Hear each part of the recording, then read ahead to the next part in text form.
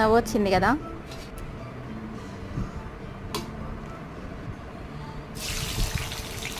ఆ మేము చూసి ఎంతసేపు నవ్వుకున్నా అంటే చాలాసేపు నవ్వుకున్నా.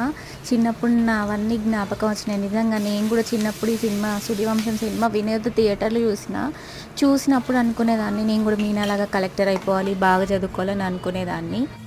మా డాడీ చనిపోయిన తర్వాత అయితే ఇంకా ఎక్కువ ఈ మూవీ వచ్చినప్పుడల్లా ఇంకా ఎక్కువ ఫీల్ అయ్యేదాన్ని. అంటే సపోర్ట్గా బ్రదర్స్ కానీ ఫాదర్ కానీ ఇంట్లో ఎవ్వరు లేరు కదా.